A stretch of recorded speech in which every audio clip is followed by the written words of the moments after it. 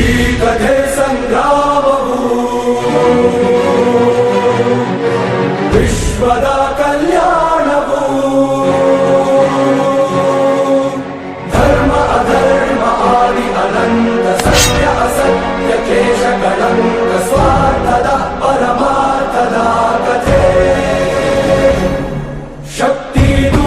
ಭಕ್ತಿದು ಜನ್ಮಗಳ ಮುಕ್ತಿದು ಜೀವನ